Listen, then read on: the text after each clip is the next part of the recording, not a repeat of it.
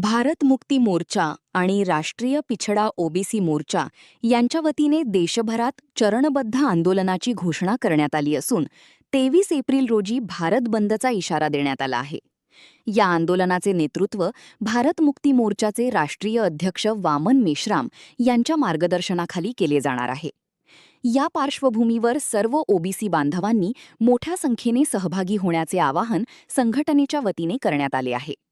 आंदोलनात विविध सामाजिक व शैक्षणिक मुद्द्यांवर लक्ष केंद्रित करण्यात आले असून सरकारकडे महत्त्वाच्या मागण्या मांडण्यात येणार आहेत. मुख्य मागण्यांमध्ये जातीनिहाय जनगणना तात्काळ राबवणे, एससी, एसटी आणि ओबीसी समाजाच्या हक्कांच्या संरक्षणासाठी कठोर यूजीसी नियम लागू करणे, तसेच 2011 पूर्वी नियुक्त झालेल्या शिक्षकांना टीईटी परीक्षेतून सूट देण्याची मागणी करण्यात आली आहे. या मागण्यांसाठी देशभरात निदर्शने, मोर्चे आणि विविध आंदोलनात्मक कार्यक्रम राबवले जाणार असल्याची माहिती संघटनेच्या वतीने देण्यात आली आहे. अनवार अली की रिपोर्ट. माझं नाव नितीन गाडे, भारत मुक्ती मोर्चा खानदेश प्रभारी. दिनांक 23 एप्रिल 2026 गुरुवार रोजी भारत मुक्ती मोर्चा तसेच राष्ट्रीय ओबीसी मोर्चा या संघटनांच्या माध्यमातून भारत बंदचं आवाहन केलं आहे. त्याचं कारण असं आहे की ओबीसींची जात आधारित जनगणना केंद्र सरकार करायला तयार नाही आहे. ज्यावेळेस ब्रिटिशकालीन भारत होता तर ब्रिटिशकालीन भारतामध्ये आपण इंग्रजांची गुलाम असल्यावर सुद्धा इंग्रज सरकारने ओबीसींची जाती आधारित जनगणना केली होती. तेव्हाचा तो 52% आकडा आहे. स्वातंत्र्य भारतामध्ये मंडल आयोग सोडला तर आतापर्यंत सुद्धा भारतामध्ये केंद्र सरकारने ओबीसीची जात आधारित जनगणना केलेली नाही. नेमकं स्वातंत्र्य कुणाला मिळालं? त्याच्यानंतर हा एक ओबीसीचा मुद्दा आहे आणि शिक्षकांचा जो मुद्दा आहे की शिक्षकांनी आतापर्यंत शिकवलं, त्याच्या माध्यमातून विद्यार्थी डॉक्टर, वकील, कलेक्टर, बॅरिस्टर, इंजिनियर, प्रोफेसर, प्राध्यापक झाले.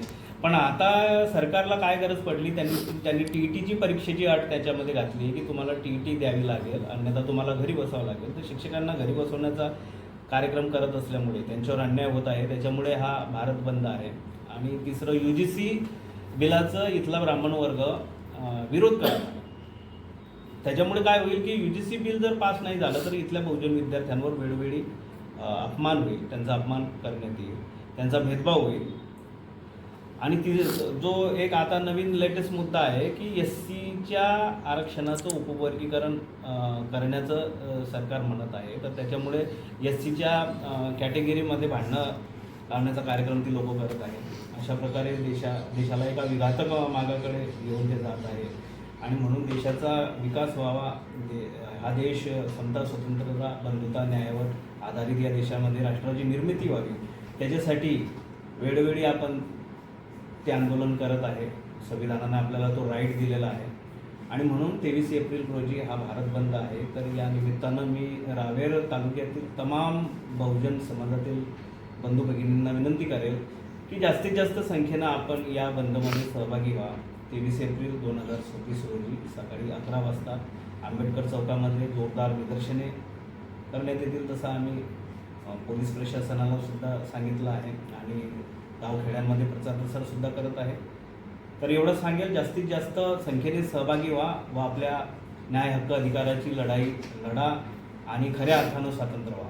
धन्यवाद. सर्व बहुजन महापुरुषांना त्रिवार वंदन. मी महेश तायडे,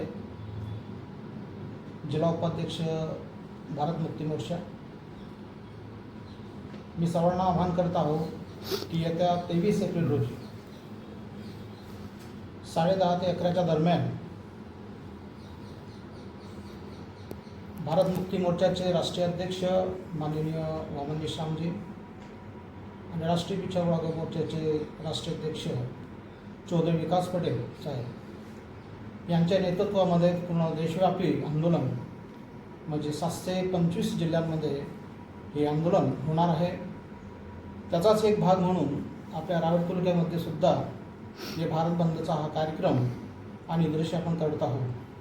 म्हणून मी सर्व तळागाळातील मुनिवासी बहुजन समाजाला विनंती करेल की ही सर्वांच्या हक्काची लढाई आहे. आपण 78 वर्षे झाली संविधान लागून आणि स्वतंत्र मिळून, परंतु आजही रोजी या ओबीसी समाजाला त्यांच्या संख्येप्रमाणे आणि जातीने हे म्हणून त्यांना आरक्षण मिळालेलं नाही, म्हणून सर्व बहुजन समाजाला, ओबीसी समाजाला, एस टी समाजाला, एस सी समाजाला आणि एन टी समाजाला, सर्वच मूल्यवासी बहुजन समाजाला विनंती करेल की ह्या बंदमध्ये आपण हिराने भाग घ्यावे व हे आंदोलन आपण यशस्वीरित्या पार पाडाल अशी मी सर्वांना याद्वारे विनंती करतो. ही आपल्या हक्काची लढाई आहे.